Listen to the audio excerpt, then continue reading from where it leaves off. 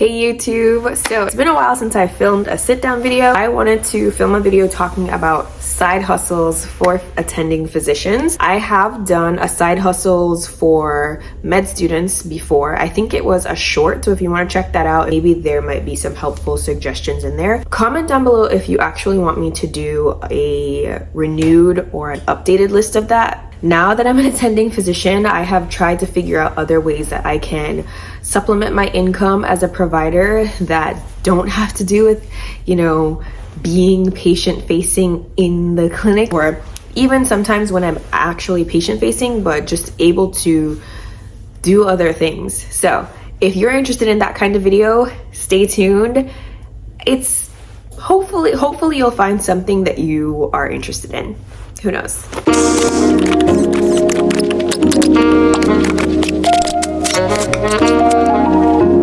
Number one. This one is actually new to me. I found out about this sometime within the last year. I haven't actually tried it yet. An expert witness. Expert witnesses are basically physicians who will sit in a courtroom to be an expert or serve as an expert in their field. If you've ever watched like Law and Order, you've seen doctors be called to the stand to be asked about their opinion of whether this scenario that a physician who may be on trial was in is normal. That is basically an expert witness. So you can become an expert witness. I think there are different courses out there. You can get certified as an expert witness. You can essentially decide your own rate. You can decide basically kind of your field or specialty or arena or the different things that you're willing to be an expert witness for. And oftentimes the lawyers will kind of vet you out and see if you are a right fit for the case that they're looking for. So it's not kind of just like a free-for-all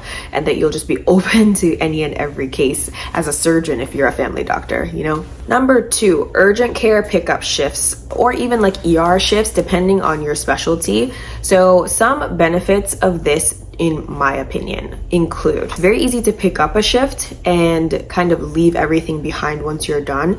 There's not a lot of pre-shift work that you need to do to prepare, and there's also not a lot of post-shift work that you need to do to prepare, depending on how busy the clinic or urgent care is that you are at. Oftentimes you just see your patients. It's a very quick and short note that you're writing because they're quick visits. They're meant to be one, maybe two problems at a time, and it's not necessarily meant to be a primary care situation where you could need quite a bit more time to see the patients. You're not going into an in-depth, detailed, medical history. Of course, you do your due diligence, but they're supposed to be quick. That's why it's called urgent care.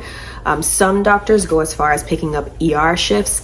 That's not really my specialty. Maybe in like level 3, 4, or 5 ER, but and for level 1 with traumas, that might not necessarily be somewhere where a family doctor needs to be unless you're ER trained. But yeah, so one of the biggest things is that it's easy to pick up and leave the shift behind. There's not a lot of pre and post work involved. And then very often you get to see a lot of variety, so it keeps the shift interesting. The time tends to go by pretty quickly and you can pick up as little or as many shifts as you want in most cases. So I feel like those tend to be ideal for people who have a full-time job and are just looking for something to make a little extra money on the side. Okay, med spa or a medical gym. So you can open a med spa or a medical gym, or you can offer to work there actually for someone who's already opened one and they need an actual doctor or medical provider who is trained to work there. So with that said, you may also want to, which brings me to number 4, get some additional training or certification in Botox or aesthetics procedures. Those are very much on the rise in primary care or in medicine in general. I would say no one wants to be getting their Botox from non-certified providers. So having a medical provider who knows a little bit more and knows what they're doing, it really does help. If you want to go a step further and then open your own spa, then that's even better. You get to see the business side of medicine from a more cosmetic arena, and it gets to be a little bit more fun and doesn't have to do so much with like insurance. The clientele is different. It's just an entirely different situation. For another thing that people are doing too, which I think still like leans into the whole med spa Botox stuff, is giving IV fluid bags. There are some people who sometimes need that. So, you know, you can do this if you are interested in that. Number 5, rounding in the hospital or on inpatient groups for small groups. So there are lots of small or independent providers who are on call basically 24/7, and sometimes they need to go on vacation or just aren't able to be on call or just don't want to work 24/7. So if there are those groups, you could apply to be like a per diem person with those groups so that you can be their on-call person, maybe 1 or 2 shifts a quarter. You could do rounding maybe 1 or 2 weekends a quarter, something extra to put a little extra money in your pocket, tease those skills out and help you to help another, you know, fellow doc with a small budding practice. Podcasts is another opportunity where you can make money if you're interested in that. I have this YouTube channel. I am not very consistent with it. This is me trying to be consistent.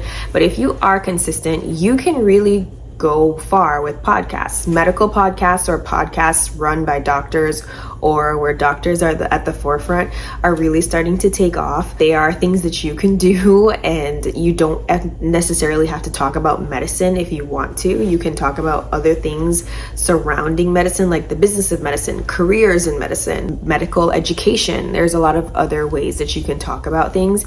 But then there's also just like medical and medicine, medical facts and medical interests. Lots of people are, you know, trying to be healthier, and I think medical literacy and understanding needs to be at an all-time high. There's a lot of misinformation out there about medicine and health from non-medical people, and I think it would be great if us doctors were able to kind of, you know, get our voices out there and make our voices a little bit louder than some of those who are spreading the misinformation. So that's just my opinion. Teaching lectures or guest speaking. Those are actually really great ways to make extra money as a physician, and you can do this from any specialty.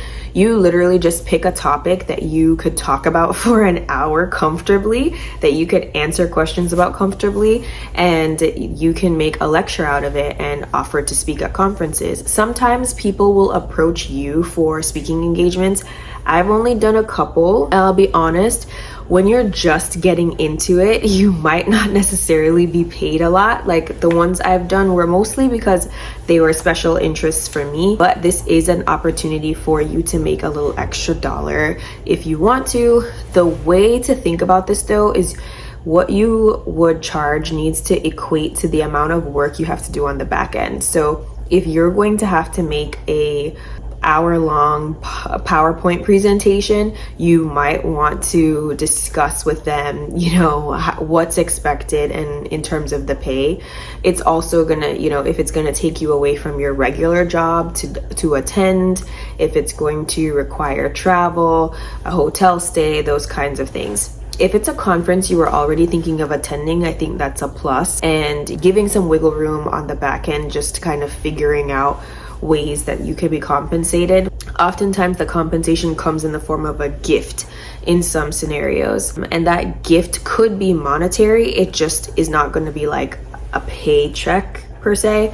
So that's something to think about. Having med students or residents shadowing you is a great way to make a little extra dollar. Sometimes these academic institutions will pay you for allowing the med students and residents to shadow you. Now, don't do it just for the money. Like, these people are there to learn.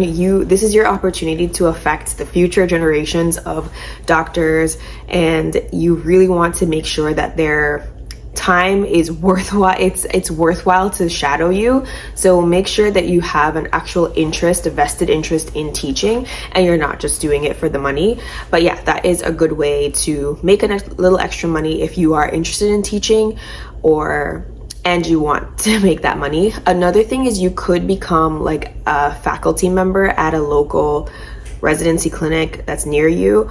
You just don't have to always be full-time. Sometimes you can be a per diem, sometimes you can be what they call like a community doc who like rounds from time to time, or you just present in their clinic. There's different ways that you can do this. Just depends on what they offer. Locum assignments. So locum assignments tend to pay a lot more for doing the same job, which really sucks to say, but it's usually because they're in a desperate situation where they really need a provider. So picking up a locum assignment in your area where you already live is a great way to make a little extra money. You just have to understand that there are certain disadvantages to that. Like, I don't know how that might work with contributing to retirement and all of that. Like, those are things that you might have to consider discussing, or even just be a little bit more diligent about how you contribute to your retirement. But locum assignments are definitely high on my list.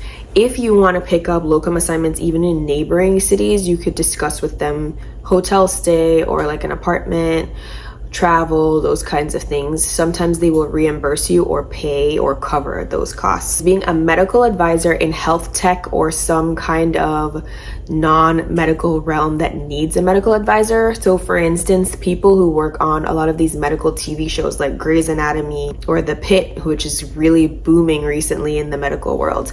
If you are interested in medicine outside of patient-facing arenas, this is a great way to kind of advise and get the eye in on a new kind of industry that's booming in medicine. Also, there's lots of stuff going on in medical tech.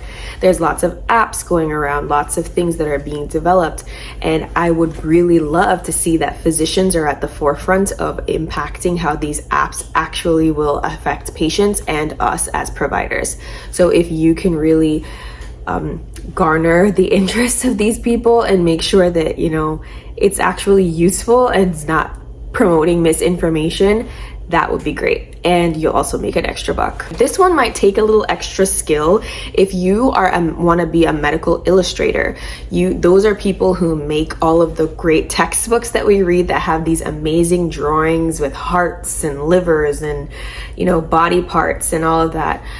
Be a medical illustrator. You'll know how to accurately represent things, or even just like something as simple as cells and molecules and things like that are really important in these books to give doctors a visual before we can actually see it inside a body in front of us.